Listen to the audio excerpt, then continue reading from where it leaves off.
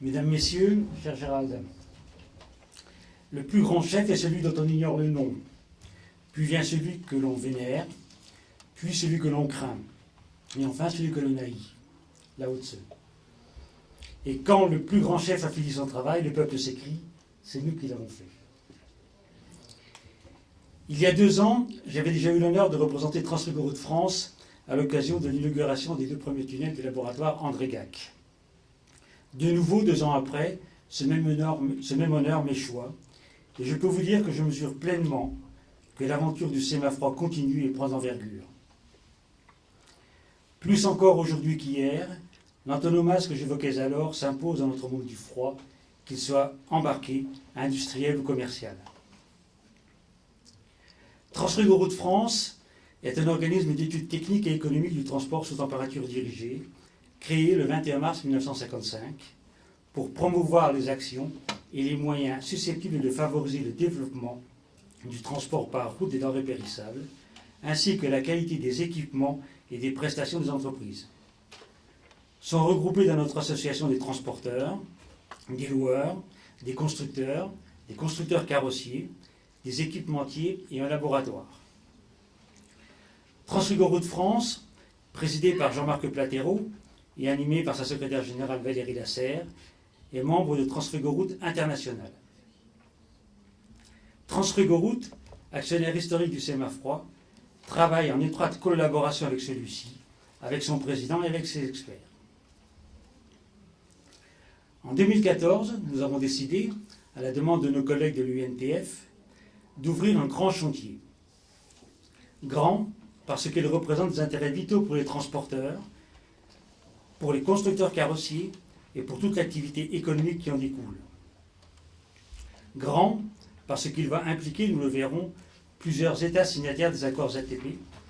Et grand enfin parce qu'il a pour ambition de faire évoluer des textes des Nations Unies. Ce chantier, c'est celui de l'harmonisation des pratiques d'application de l'ATP dans différents pays signataires. Eh bien, à qui nous sommes-nous adressés pour nous accompagner? Au sémafroid, bien évidemment. Grâce à Gérald de Cavalier et à ses équipes, nous avons pu réunir autour d'une même table des interlocuteurs portugais, espagnols, italiens, membres d'associations nationales et représentants des autorités locales, tout cela sous la tutelle de la DGAL. Grâce aux travaux réalisés depuis maintenant 2 ans, 7 accords multilatéraux ont été déposés sur le bureau de l'UNES, la Commission économique pour l'Europe des Nations Unies, qui gère ce dossier de l'ATP. 2 de ces accords ont d'ores et déjà été adoptés lors de la dernière réunion du WP11 en octobre 2015. Vous le savez, le respect de la chaîne du froid, c'est l'ADN de Transfigoroute. Nous avons ouvert un 2e chantier dont le sujet est: peut-on établir une corrélation entre la température de l'air dans une cellule et la température à cœur des produits transportés? Autrement dit, établir une méthode de mesure pour garantir que les conditions de transport de denrées périssables sont respectées, alors que des variations de température de l'air sont enregistrées. La réponse à cette question cruciale est attendue par les transporteurs, par les chargeurs et par tous les réceptionnaires de denrées périssables. Nous avons le sujet. Nous savons qui est intéressé par ces conclusions. Nous pouvons faire appel à la collaboration de transporteurs pour mettre à disposition véhicules, conducteurs et denrées. Les carrossiers et l'équipementier sont partants pour préparer tout ce matériel avant la phase de test. Les engins seront passés en centre de test. Pour que le tour de table soit complet, notre démarche cautionnée, nous devions nous adjoindre le concours d'un organisme scientifique incontestable et incontesté. Et là encore, nous avons choisi le sémafroid. Avec ces équipes, nous avons bâti des protocoles de test dont la faisabilité est validée par les professionnels, tests qui devraient s'étaler sur une période d'1 mois et qui devraient débuter au début de l'été prochain. Il ne nous manque plus que l'imprimature de la DGAL sur la pertinence de cette étude et quelques financements extérieurs.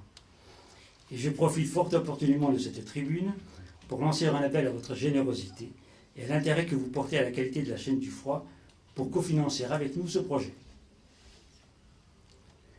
Je voudrais maintenant terminer cette intervention par un adage, qui peut aussi être apprécié comme un amical conseil.